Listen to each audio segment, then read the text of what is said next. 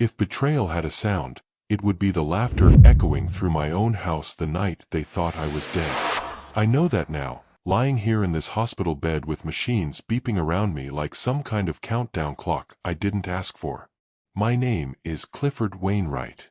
I'm 71 years old, and I built everything from nothing. But nothing prepared me for what my family was about to do while I was fighting for my life just miles away. 3 days ago, I had a heart attack. Just like that. 1 minute I was sitting in my study reviewing some paperwork, the next minute my chest felt like someone was squeezing it in a vice. I couldn't move. I couldn't breathe right. All I could do was reach for my phone and call 911. The paramedics got there fast, thank God. They said I was lucky. They always say that, don't they? Like surviving is some kind of lottery ticket, you should be grateful to have one. But luck is a funny thing.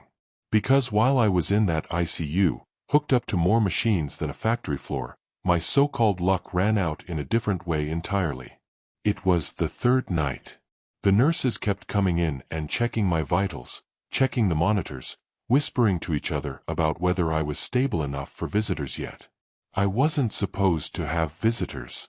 The doctor said I needed rest, needed quiet. My private nurse, Nina, she was the only one allowed in most of the time. She was good to me. Professional. Kind. The kind of person you trust without even thinking about it. That night, she came in around 10 o'clock with a look on her face I'd never seen before. Troubled. Almost scared. Hi viewers, kindly tell us where you're watching from and what time it is. Warm welcome to the family. Enjoy the story. She walked straight to my bedside and pulled out her phone. Mr. Wainwright, she said, real quiet. I think you need to see this. Her hands were shaking a little as she held up the screen. It was a live stream. From my own house. The one I built with my own 2 hands back when I could actually swing a hammer without my back screaming at me. And what I saw on that screen changed everything. My son Troy had thrown a party. Not a small thing. Not a quiet gathering where a few people sat around talking. This was a full-blown celebration. Music was pumping through my house like it was some nightclub downtown. There were people everywhere. Relatives I recognized, business partners, hangers-on I'd never even seen before. And they were drinking. Champagne by the looks of it. Expensive stuff too, probably from my own collection. My wife Elaine had built that wine collection over 30 years. After she passed 5 years ago, I kept it just to have a piece of her around. And there they were, pouring it out like water. I wanted to look away. I wanted to tell Nina to turn it off. But I couldn't. I was frozen, watching this nightmare play out on a 6-inch screen while I lay here practically helpless. Then Troy appeared. My eldest son. The one I'd taught everything to. The one I'd trusted to help run the business, to understand responsibility, to carry on what I'd built. He was standing at the head of my dining table, the one I'd had custom made for family gatherings, and he was raising a glass. The room quieted down. Everyone turned to look at him. To the late Clifford Wainwright, he said, grinning like he'd just won the lottery. A man who taught us everything about money, except how to share it. The room erupted. Laughter. Clinking glasses. People slapping each other on the back like something hilarious had just been said. My hands were shaking. I could feel my heart rate spike on the monitor beside me. Nina reached for the call button, probably to get the nurses, but I grabbed her wrist. Not hard. Just enough. Keep watching, I whispered. And that's when I saw my Will. Reed, my middle son, was holding something that looked all too familiar. A folder. Official looking. The kind of folder my lawyer, Mr. Blanchard, used when he prepared important documents. Apparently, Troy must have intercepted it somehow. My own lawyer had sent over a draft of my will weeks earlier for my review, and Troy must have gotten his hands on it. I don't know how. Maybe he called the office and lied. Maybe he sweet-talked someone. Maybe he hacked into an email. I didn't know then, and honestly, it didn't matter much anymore. What mattered was what came next. As I watched on that tiny screen, Troy gathered everyone around the dining table. My table. In my house. And he started doing something I still can't quite believe even now. He started dividing up my life. My company. The one I'd built from the ground up. Gone. Troy wanted that. The vacation home in Florida that I'd bought for Elaine as an anniversary gift. Gone. Reed called dibs on that one. My art collection, paintings and sculptures I'd collected over 40 years, pieces Elaine had loved. She used to stand in front of them for hours, just looking. Mara wanted those. Even the watch. That simple gold watch that Elaine had given me on our 25th anniversary. The one thing I wore every single day. The one thing that still felt like her hand in mine. Reed held it up to the light, laughing. Maybe I'll sell it, he said. It's just going to collect dust otherwise. That was the moment. That was the exact second when I realized something fundamental about the people I'd spent my entire life loving. I hadn't just built a fortune. I'd built monsters. Have you ever been betrayed by the ones you built everything for? Tell me in the comments below right now. The night after I saw that live stream, I couldn't sleep. The nurses kept coming in, checking on me, probably worried about my heart rate because the machines were going crazy every time I closed my eyes and saw Troy's face. But sleep wasn't happening anyway. Every time I tried, I saw them laughing. I heard that laughter echoing through my own home like some kind of soundtrack to my own funeral. By morning, my mind had shifted to something different. Something colder, clearer. Because understanding how I got here, really understanding it, I had to go back. Back to when things were different. Back to when family meant something real instead of just a shared last name and a bank account balance. I was born in a town so small you could practically sneeze and miss it. Eastern Kentucky, 1954. My father worked in the mines until the mines worked his lungs to death. I was 16 when he went. My mother cleaned houses for rich people, came home with her hands bleeding and her back bent like a question mark. She taught me one thing though, something that stuck. If you wanted anything in this life, you had to build it yourself. So that's what I did. Started working construction when I was 17. Showed up every morning whether it was raining or freezing or hotter than the devil's armpit. Did the work nobody else wanted to do. By 22, I had enough saved to start my own small company. Just me and a couple of other guys doing basic home repair work. But I was building something. I could feel it. Then I met Elaine. God, Elaine. She was working as a secretary at a real estate office. I walked in there looking for a job lead, and she was sitting at the desk with this light around her like she was glowing or something. We talked for an hour. I forgot all about why I'd come in. We got coffee, then dinner, then a life together. Elaine believed in me when I had nothing but calloused hands and a dream. She kept the books for my company when it was small enough to run from our kitchen table.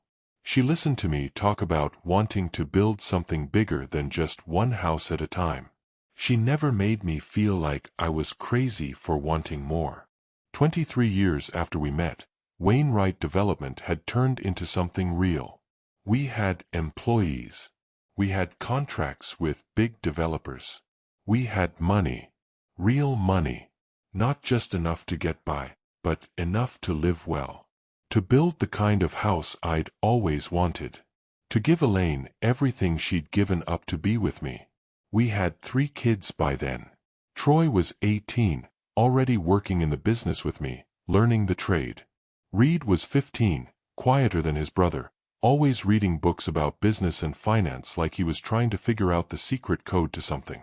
And Mara was 12, Elaine's shadow, following her mother around like she was learning how to be a woman by watching the best example she could find. Everything was good. Everything made sense. I was a man who'd come from nothing and built something, and I had a family to share it with. I thought that was enough. I thought that was the whole story right there. But here's what I didn't know yet. Money doesn't just change what you have. It changes who people are. It started small. Conversations at dinner that used to be about our days, about what happened at school or at work, shifted. Troy started bringing up investments. How much would it take to expand the company? What if we bought more properties? Reed got interested in the numbers. Mara got quiet, the way kids do when they sense something shifting in the room but don't have words for it yet. Elaine noticed it before I did. She always did. One night, after the kids were in bed, she was sitting on our porch and she told me something I should have listened to harder. She said, "Cliff, don't let money make orphans out of your own children." I asked her what she meant. She said money had a way of making people forget what actually mattered. It started with small things, conversations about who was going to get what, assumptions that everything was being built for them specifically. And then it grew into something bigger, into people loving the money more than they loved each other. I told her she was being pessimistic. I told her our kids were different. Our family was different. Then, 5 years ago, Elaine got sick. Cancer. The kind that moves fast and doesn't give you much time to say goodbye. She went from feeling tired to being gone in less than a year. During those last few months, I saw something that should have been a warning sign. Saw Troy and Reed sitting in the hospital waiting room, not talking about Elaine, but talking about what was going to happen to the business. Talking about the company like it was already theirs to divvy up. I should have said something. I should have called them out right there. But I was scared. I was losing the woman I loved, and I couldn't handle losing my kids too. So I let it slide. I let it keep happening. After she died, everything got quieter.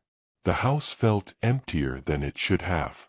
And my children, they started circling. Would you forgive your family if they did this to you? Comment below with your honest answer. After Elaine died, I realized I didn't really know my children anymore. Not the way I thought I did. They weren't the kids who'd grown up in my house. They were adults now, and they had their own ideas about who they were and what they deserved. Especially when it came to money. Troy was the first to change noticeably. He'd always been ambitious. I'd taught him that. But ambition when you're trying to build something from nothing is different from ambition when you're trying to take something that's already built.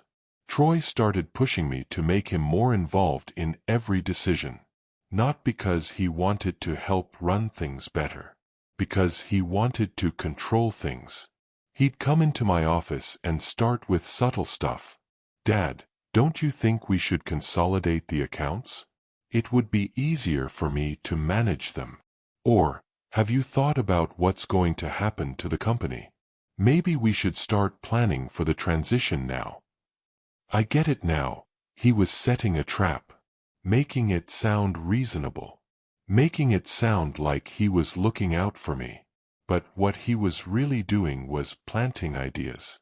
Trying to get me to start thinking of my money as his money already. Trying to get me used to the idea that one day, when I was gone, he wouldn't have to ask for anything. It would just be his. Reed was different, but just as poisonous in his own way. Where Troy was all noise and pushiness, Reed was quiet and calculating. He'd show up with spreadsheets, with analyses, with reasons why I should do this or that from a financial perspective. "Dad," he'd say, real calm and rational, "from a tax standpoint, if you restructured your holdings this way, we could minimize what the government takes when you pass." He always said when you pass. Not if. Like it was already decided. The thing about Reed is he was smart. Legitimately smart about money. So when he talked, it sounded like advice. It sounded helpful. But underneath all those spreadsheets and financial talk, there was this current of waiting. waiting for me to die so he could be the one making all the decisions. And Mara, God, Mara broke my heart in a different way. She had her mother's gentle nature, her mother's warmth. Or I thought she did. Turns out she had her mother's warmth, but also her brother's ambition.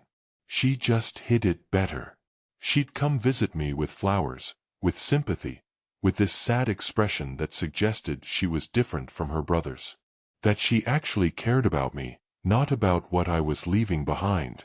But she never pushed back when Troy and Reed did their thing. Never said, "Hey, this isn't right. Dad's still alive and we're already dividing up his life like he's gone." She just sat there and let it happen. And in some ways, silence might be worse than active betrayal. Silence makes you think you're crazy for being upset. Silence lets the bad thing keep happening. I started noticing things once I started looking for them. Small things at first. I caught Troy in my study one day, going through papers on my desk. When I asked him what he was doing, he said he was looking for something, but he wouldn't say what. Just smoothed it over, changed the subject, acted like it was no big deal. I found Reed's handwriting on documents that should have been confidential. My will. My investment accounts. Things he had no business knowing about yet. I watched Mara take pictures of paintings in my art collection. Later, I saw her sending emails to someone about appraisal values. They were circling, getting ready, planning out how to divide me up before I was even cold. And I was letting it happen. Part of me didn't want to see it. Part of me wanted to believe that my children loved me for reasons besides what I was going to leave them. Part of me wanted to believe that Elaine's warnings weren't coming true. But another part of me, the part that had climbed out of poverty, that had built a business, that had learned how to read people because my survival sometimes depended on it, that part of me knew exactly what was happening. I should have done something then. I should have called them all together and said, "I see what you're doing, and it stops now." I should have changed my will right then and there, cut them off, taught them a lesson they'd understand. But I didn't. I was tired. I was still grieving Elaine. And I guess I was still hoping that somehow they'd prove me wrong. That they'd show me some sign they actually gave a damn about me beyond my net worth. Like, share, and comment if you think betrayal always starts small. 3 months ago, everything was normal on the surface. Troy was running the day-to-day operations at the company. Reed was managing some of the investment portfolio. Mara was visiting on Sundays. We had dinner together every other week. We looked like a normal family. We probably looked fine to anyone looking from the outside. But I was starting to see the cracks everywhere. And the cracks were turning into chasms. I was in my study 2 months ago, working through some quarterly reports, when I felt it. That tightness in my chest. At first, I thought maybe I was anxious. I was alone, which never used to bother me, but after Elaine died, being alone sometimes made me feel like I was disappearing too. Like if nobody was watching me, I might just fade away completely. Then the tightness got worse. It wasn't anxiety. It was real. It was physical. It spread from my chest into my arm, my jaw. I knew what was happening. I'd had enough friends deal with heart problems to recognize the signs. I reached for my phone with a hand that didn't want to cooperate, and I called 911. The next thing I remember is the ambulance, the sirens, paramedics shouting questions at me. Then the hospital. Then the ICU. Then machines and tubes and the constant beeping sound that tells you your heart is still working, still fighting.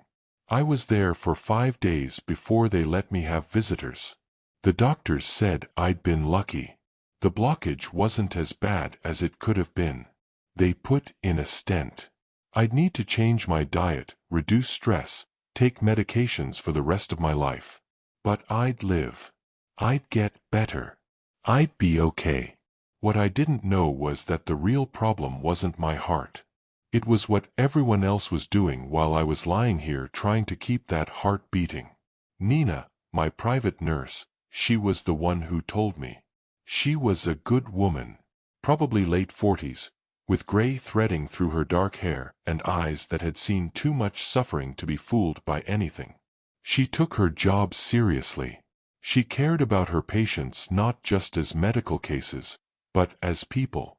That third night, around 10 o'clock, she came into my room looking shaken. She had her phone in her hand, and she looked around first to make sure nobody else was in the hallway. Then she came over to my bed. "Mr. Wainwright," she said real quiet, "I don't know if I should be showing you this, but I think you should know what's happening." She pulled up a live stream on her phone. It was coming from my own house. I could recognize the rooms, the living room, the hallway, the kitchen. And there were people everywhere. Lots of people. Music was blasting. I could see bottles of wine and champagne on every table. My wine. My champagne. From my collection. And there was my son Troy, walking through the crowd like he owned the place. Because he assumed he was going to own the place. He assumed I was on my way out, and this was his house now. I watched him move through the party like he was hosting at his own place. He'd shake someone's hand, pat someone on the back, laugh at jokes. All the while, he was looking at his watch, at his phone, like he was checking the time. Like he was waiting for something specific to happen. Like he was waiting for confirmation that I was dead. Then Reed appeared. My middle son, the quiet one, the calculating one. He was standing in my dining room, the table I'd had custom made, the place where I'd had hundreds of family meals, and he was holding a folder. That folder. My will. I could tell from here, even through a bad quality live stream, that it was my will. He was reading it. Out loud. To a room full of people. Strangers, mostly. Relatives I barely knew. Business associates. People who had no business knowing anything about my personal affairs. "Look at this," Reed was saying, and he sounded drunk. His words were slurring just a bit, which meant he'd been drinking for a while. "Dad's being more generous than I thought he'd be. Troy gets the company. I get the investment portfolio. Mara gets the art collection and the vacation home. Everyone's set." The room was quiet for a second. Then Troy started laughing. "Who's ready to celebrate?" he shouted. And the place erupted. People were cheering. Champagne bottles were being popped. Music got turned up louder. They were toasting. Literally raising glasses and toasting to my death. To the fact that I was in the ICU and they were already dividing up my life like it was a pizza. I could feel my heart rate spike on the monitor next to me. The machine started beeping faster. Nina reached for the call button, but I grabbed her wrist. "No," I said. My voice was weak, but there was something in it that made her listen. "Keep showing me." Because I needed to see this. All of it. I needed to know exactly how far my children were willing to go. I needed to understand that this wasn't just a few bad decisions or poor judgment. This was calculated. This was deliberate. This was my family, the people I'd spent my entire life building a legacy for, literally celebrating my death while I was still alive. Troy walked over to the table and clinked his glass. The room quieted down. Everyone turned to look at him, their faces flushed with alcohol and excitement. This was the moment. The moment where Troy would say something that I'd never forget. Something that would change everything about how I felt about my children. He raised his glass high. "To the late Clifford Wainwright," he said, his smile wide and cruel. "A man who taught us everything about money, except how to share it." The room exploded. People were laughing, clinking glasses, patting each other on the back. It was like they'd just won the lottery. In a way, they thought they had.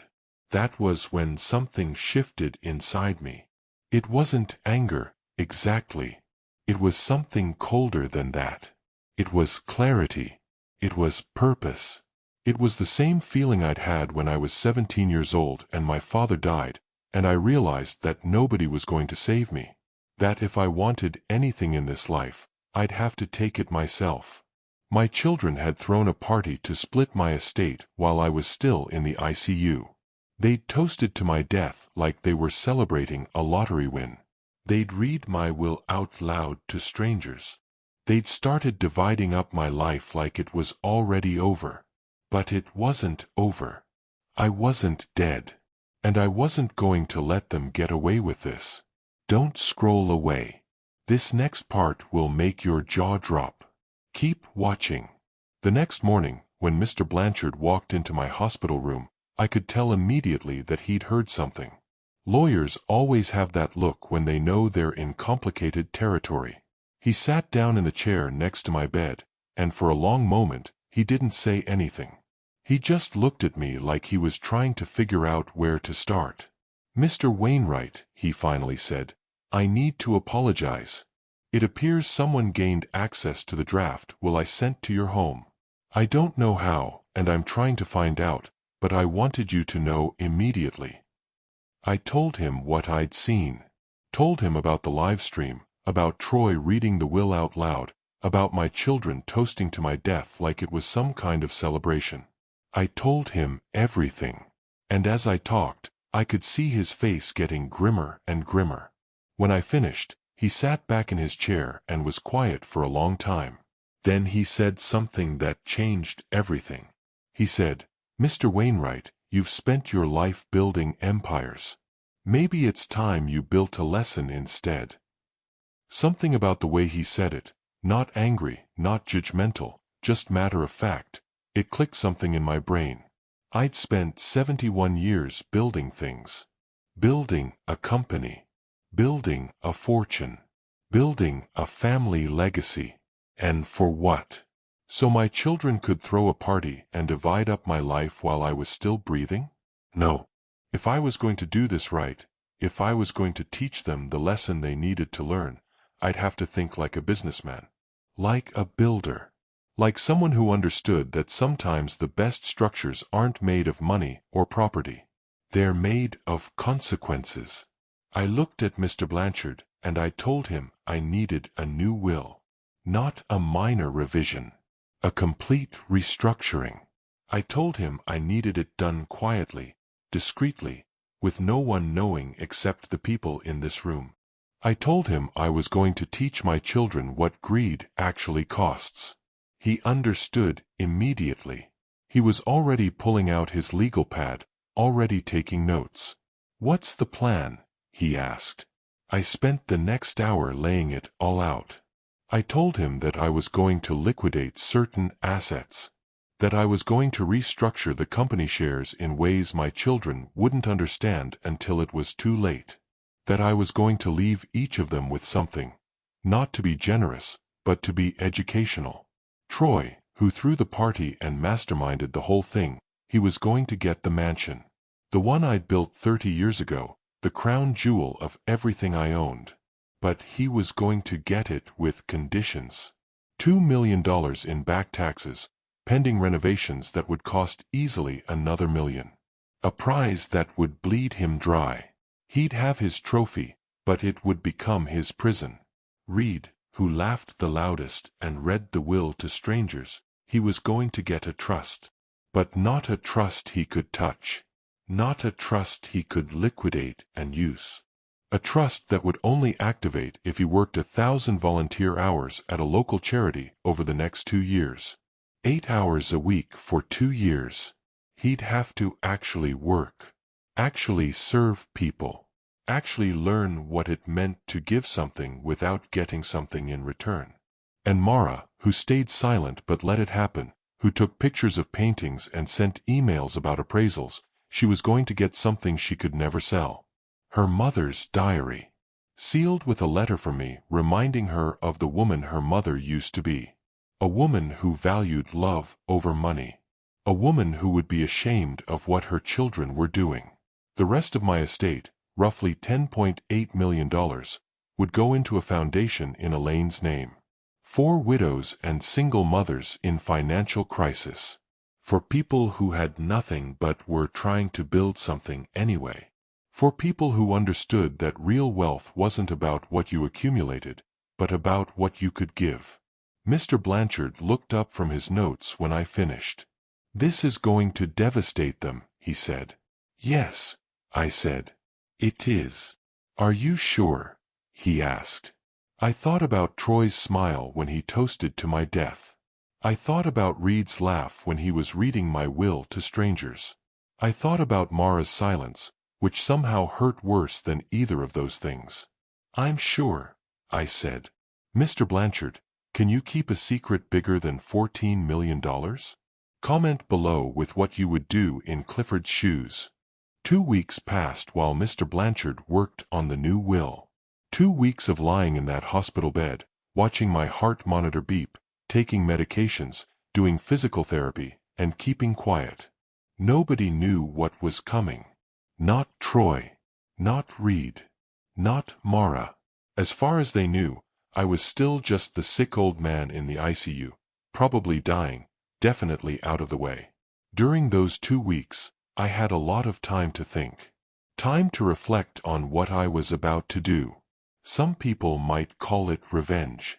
Some people might call it punishment. But I started thinking of it differently. I started thinking of it as architecture. I was building something, just like I'd done my whole life. But this time, I was building with consequences instead of concrete. Mr. Blanchard came to my hospital room late one evening, carrying papers. Thick papers. Important papers. He had a sealed envelope as well, just for me, just so I could review everything one final time before it became official. "Everything is ready," he said quietly. "The assets have been quietly transferred. The company's shares restructured. The mansion's title prepared with the tax conditions already established. The foundation is registered. Reed's trust is set up. Everything is in place." He walked me through every detail. Every clause was designed to teach something specific. Every inheritance had a purpose beyond just handing money over. It was like I was writing a final letter to my children, but instead of words, I was writing with their futures. We discussed the foundation in depth. I wanted Elaine's name on it because she deserved it. She'd always been the one in our family who thought about people beyond our own walls. She volunteered at the church. She visited sick people. She gave without expecting anything in return. If I was going to redirect $10.8 million, I wanted it to go toward the kind of work she would have approved of. "What should we call it?" Mr. Blanchard asked. I thought about that for a long moment. I thought about Elaine, about her kindness, about the warning she'd given me before she died. I thought about greed and grace, about how they were opposites, about how grace was what we needed more of in this world. "Let grace live where greed once ruled," I told him. "That's the foundation's motto." He wrote it down, and when he showed it to me, I knew it was right. That was the whole point of everything I was doing. My children had chosen greed. So now they'd learn what grace cost. They'd learn that real wealth wasn't about accumulating things. It was about understanding your place in the world and what you owed to it. The documents were signed, witnessed, sealed. Everything was official now. Everything was locked in. There was no going back. "When will you tell them?" Mr. Blanchard asked. "When I leave the hospital," I said. "I'm going to let them think I'm still just the dying man in the ICU. I'm going to let them sweat. And then, when I'm discharged, when I'm strong enough to walk into that room under my own power, I'm going to tell them exactly what I've done." He nodded slowly. "They're going to fight this," he said. "They're going to claim you were mentally unstable, that you made these decisions under duress, that they're contesting the will." "Let them," I said. "Every challenge, every fight, every court appearance, that's all part of the lesson. That's all part of teaching them that actions have consequences. You can't throw a party celebrating someone's death and expect there not to be a reckoning. Over the next week, I focused on getting stronger. I walked the hospital corridors with assistance. I did the exercises the physical therapist gave me. I took the medications. I followed every instruction. Because I had something to do. I had a moment coming, a moment where I needed to be strong enough to stand up and look my children in the eye and tell them exactly what they'd earned. By day 10, the doctors said I could go home. They said my heart was stable. They said I needed to avoid stress and maintain my medications, but I was going to live. I was going to be okay. What they didn't know was that the stress was just starting. I called Mr. Blanchard the morning I was being discharged. Set up the will reading, I told him. For this Saturday. At my house. Tell them it's urgent.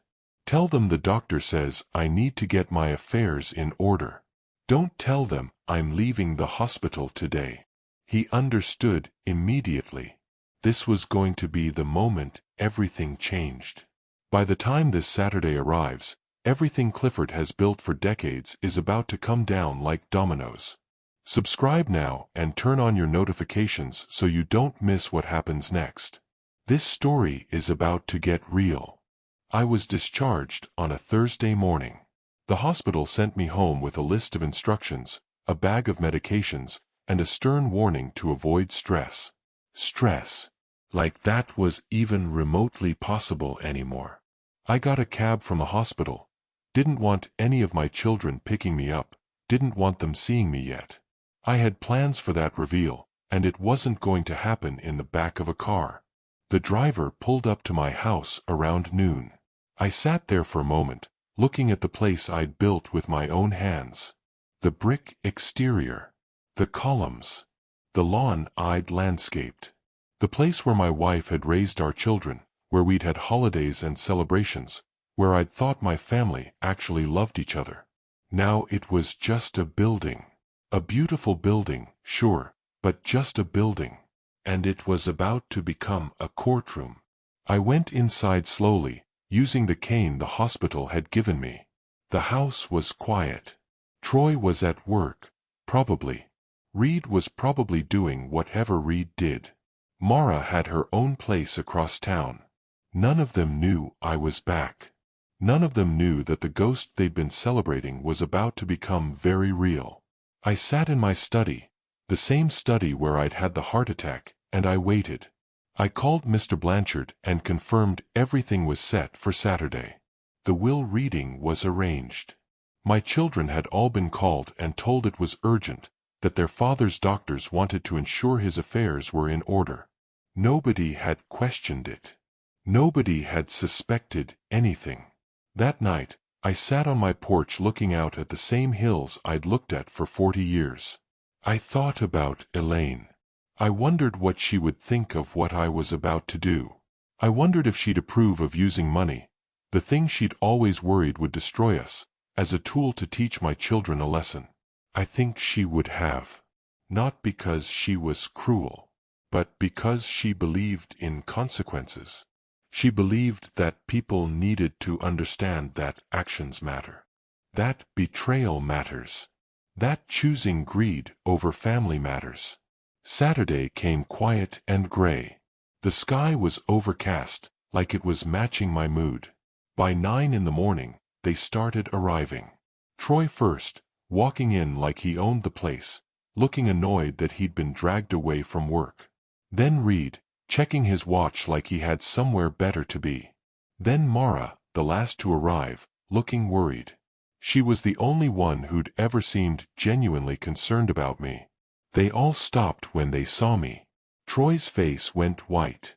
For just a second, I could see genuine shock, the kind you can't fake. Like he'd seen a ghost. He had, in a way. Dad. His voice cracked on the word. What are you? I thought you were still in the hospital. Discharged yesterday, I said quietly. I was sitting in my leather chair, the one I'd had for 20 years. The one where I'd sat through countless family conversations and business meetings. I looked small in it suddenly, or maybe I'd just always been smaller than I thought. Mara rushed over. "Oh, Dad.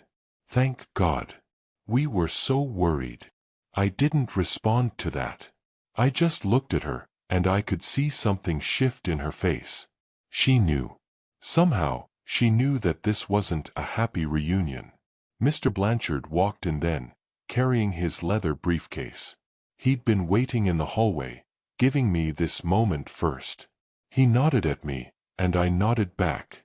"Everyone sit down," I said. They did. Troy on the couch, trying to look casual but failing. Reed in the armchair across from me, already on his phone before I glared at him until he put it away. Mara next to Troy, her hands wringing together nervously.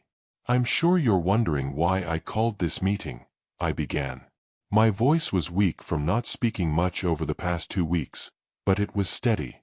"I'm sure you're wondering why I'm not in the hospital anymore. I'm sure you're wondering what comes next." Nobody spoke. They were waiting.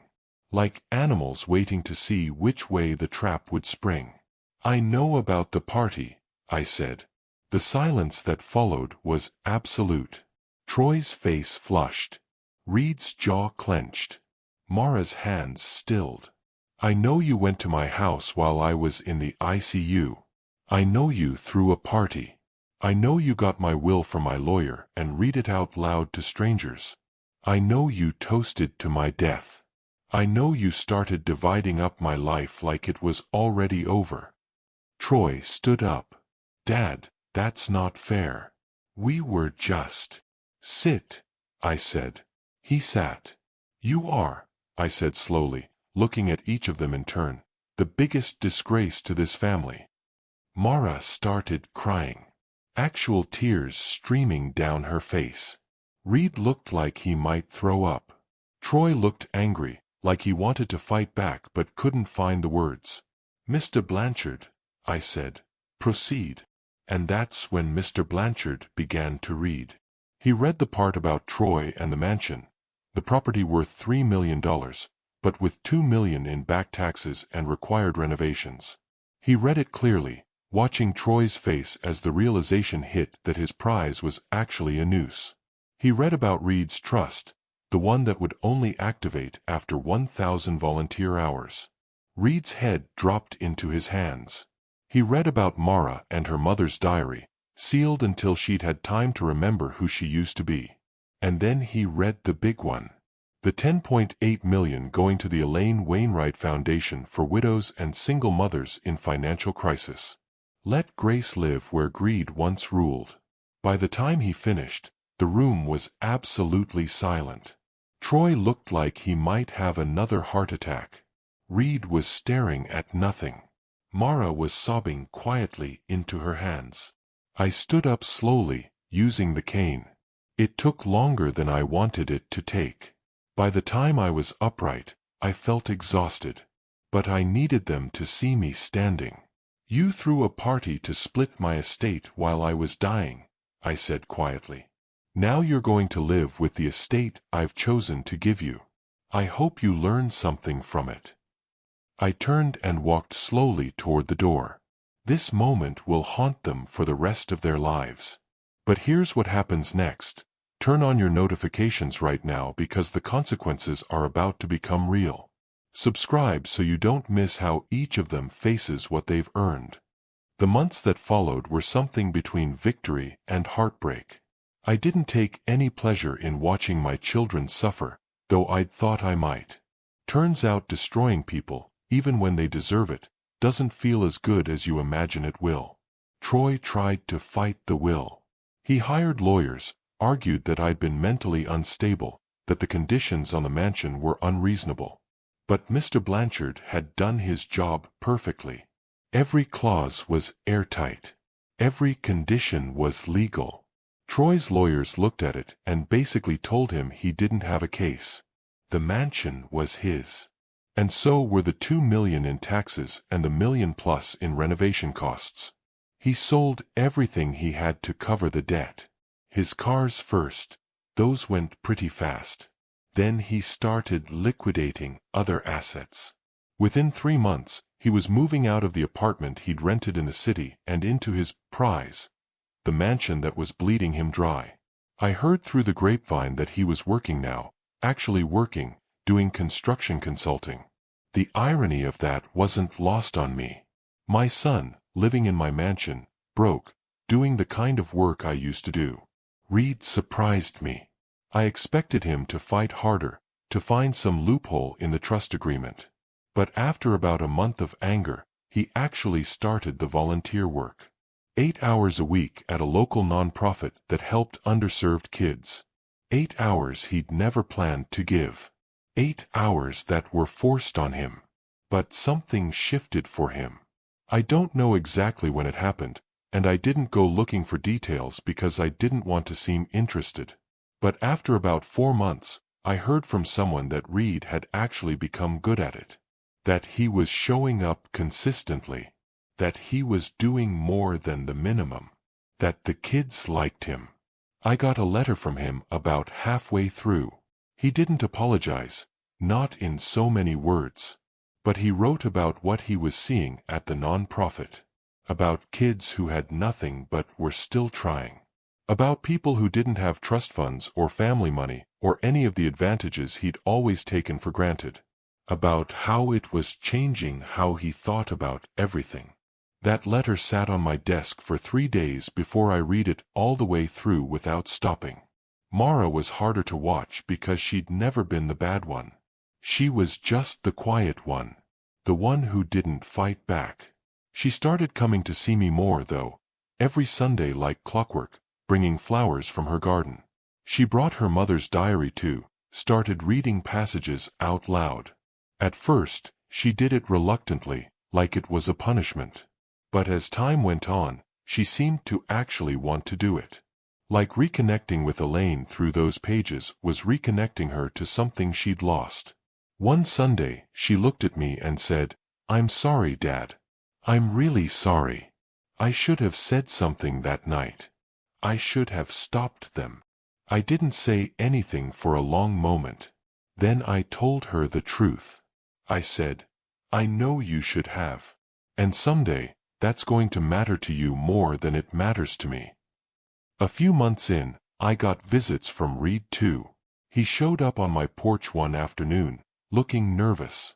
He'd completed his 1,000 hours, early actually, by about 40 hours.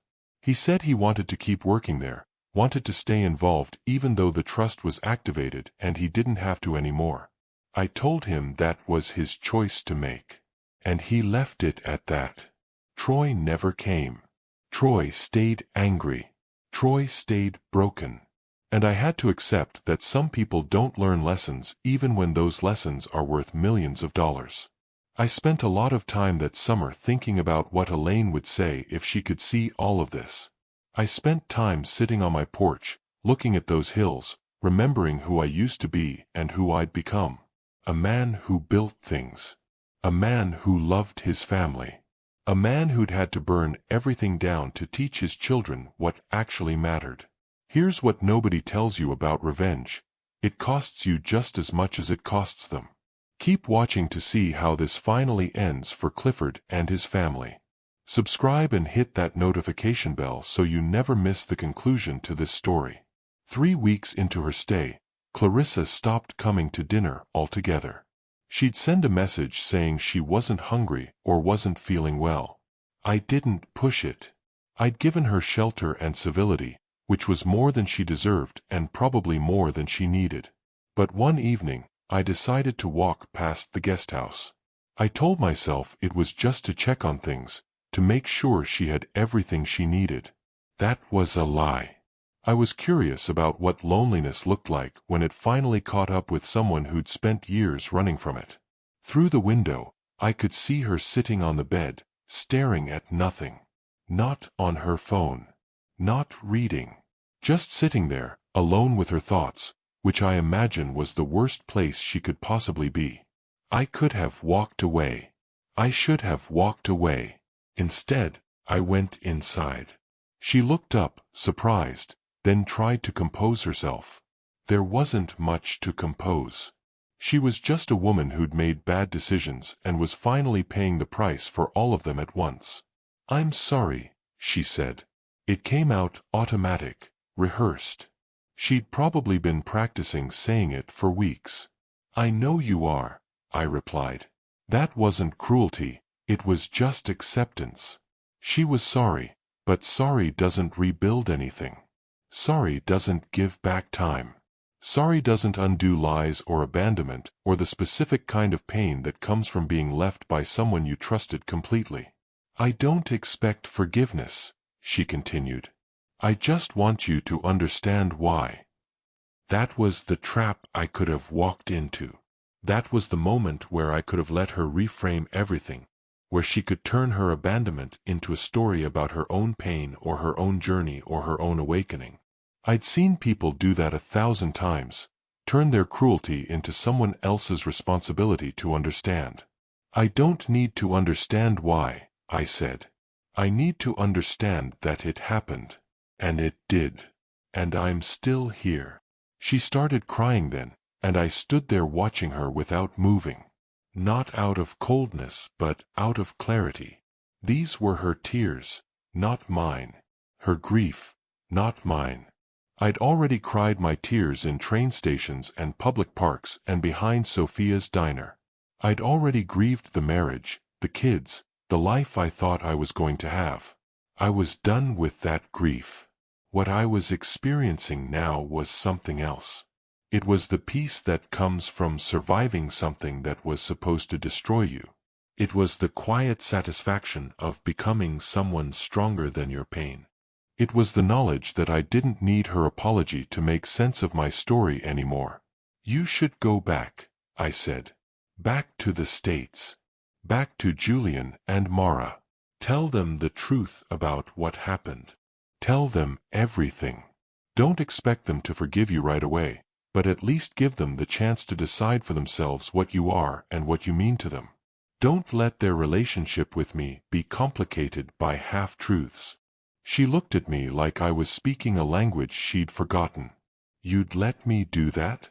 Tell them the truth." "I don't let you do anything," I said. "You're an adult. Make your choices. But know that I'm not going to lie anymore. Not to protect you, not to protect myself, not to protect anyone. The truth is what happened here, and if you want any chance of rebuilding with your kids, that's where you have to start." The next morning, she was gone. She left the guest house clean and the key on the table. No note, no forwarding address, no final words. Just absence, which seemed appropriate given how our marriage had begun. I didn't feel victorious about it. I didn't feel like I'd won something. I just felt like a chapter had finally closed in a way that made sense. Not dramatically.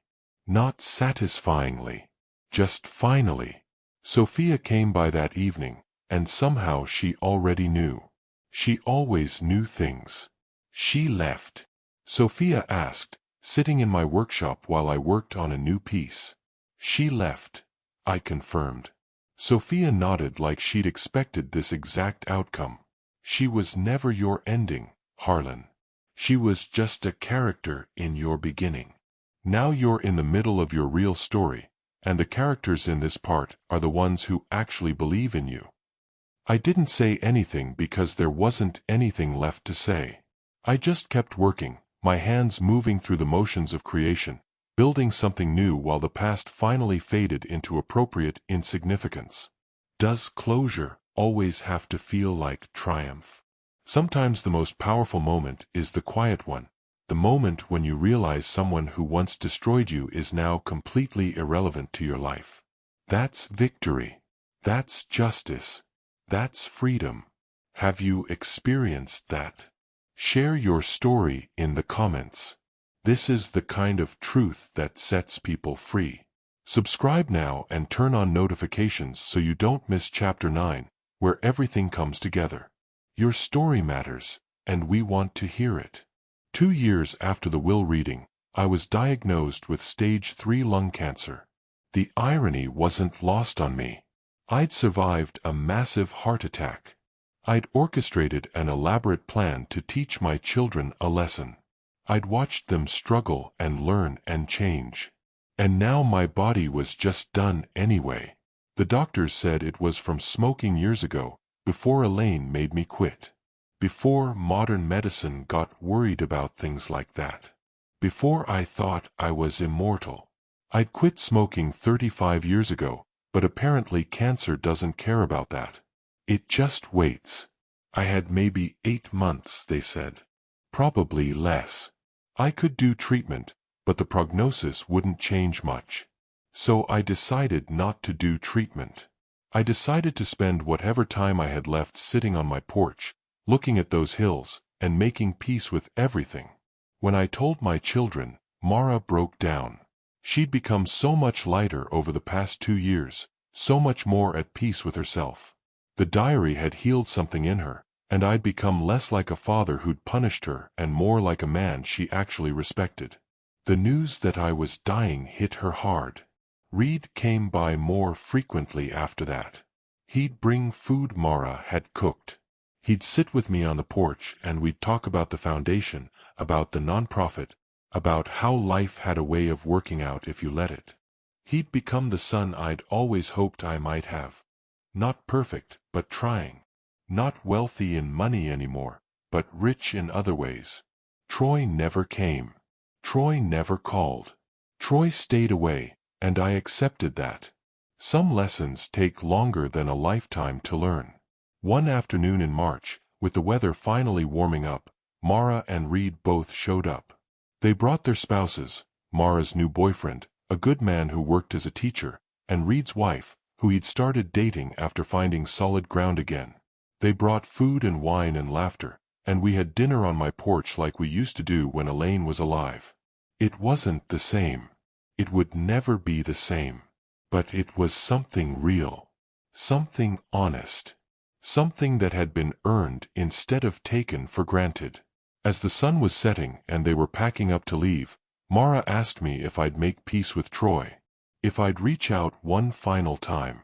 I told her I couldn't do that.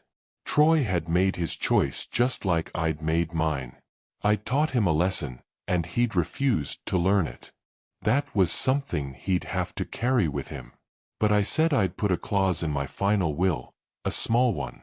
If Troy ever decided to actually work with the Elaine Wainwright Foundation, if he ever decided to use his skills to help rather than just accumulate, I'd leave him something.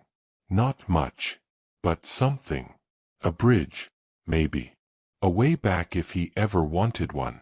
Mara seemed satisfied with that. After they left, I sat alone on the porch as the stars came out. I thought about my life. About the journey from that small Kentucky town to building a fortune to burning it all down to teach a lesson. I thought about Elaine, about how she'd tried to warn me about greed and how I'd had to learn it the hard way. I thought about money. About how it was just a tool. How it could build things or destroy things. How the real wealth in life was the relationships you built and the lessons you learned and the people you became along the way. Over the next months, as my health declined, I received visitors. Old business partners who'd heard I was sick. Friends who wanted to say goodbye. Workers who'd worked for me over the years and wanted to pay their respects. And through all of it, Mara and Reed were there. Not the perfect children I'd once hoped for, but the honest ones. The real ones. The ones who'd been broken and were putting themselves back together. In my final month, when I was barely getting out of bed, I updated my will one last time. I left instructions for my funeral. I left letters for each of my children. And I left that clause for Troy, that bridge I'd mentioned. The possibility of redemption if he ever wanted it.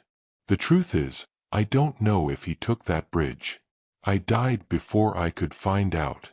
I went peacefully at home, with Mara reading from her mother's diary and Reed sitting in the chair by the window. The same window where Elaine and I had sat on summer nights, watching the sun set over those hills we loved.